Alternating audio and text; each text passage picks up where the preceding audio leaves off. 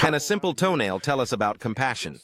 I'll share the story. My nephew was a student in the yeshiva in New Jersey, where my father was the Rosh Yeshiva, the head of the yeshiva. And one day he complained about an ingrown toenail. And my father took him to the doctor. The doctor says, we're going to have to cut it out. And he thought it meant he's going to have to amputate the toe. So he said, I'm not going to allow the doctor to touch me unless I get a blessing from the Rebbe. So my father said, I can't ask the Rebbe for a blessing for an ingrown toenail.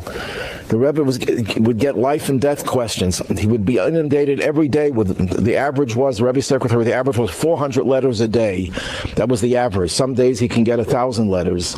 And so my nephew said, then if that's the case, I'm not going to let the doctor touch me. So my father calls up the Rebbe's secretary, Rabbi Groner. Rabbi Groner says, what can I do for you, Rabbi Greenberg? And my father says, I have a nephew, and he's looking pleadingly at I have a grandson, at my nephew, who's my father's grandson, of course. Please get me out of this. And the kid says, no, I want you to ask for a blessing for the ingrown toenail. So he asked Rabbi Groner, we need a blessing from the Rebbe for an ingrown toenail. And there's silence on the line. And Rabbi Groner says, okay, that his job is not to judge people's requests. He's the mailman. He just has to deliver it. So he writes down the name and the reason for the request for the blessing. He said, I'll put it on the pile of the Rebbe's desk, because the Rebbe hadn't arrived yet to his office, and the Rebbe Groner would go into the Rebbe's office, put it on the pile. And my father didn't expect a response. I think within an hour, he got a response. And Rebbe Groner said something incredible happened. When the Rebbe came I put the note on the bottom of the pile. The Rebbe had a pile like that, and I put it on the bottom of the pile. Why?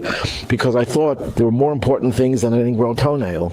And when the Rebbe came into the room, he was looking for something. He went through the whole pile until he found the bottom note, and he gave a blessing for the ingrown toenail. What did the Rebbe demonstrate then? I'm not trying to tell the story to show you that the Rebbe had divine inspiration and he knew that there was a letter like that. And it's that he cared about a 14 or 15-year-old child, about a minor thing called an ingrown toenail. It wasn't minor. If that person felt it and he had to ask for a blessing, it wasn't minor. He didn't judge it by his own standards of what's major, what's minor. He judged it by the standards of the individual.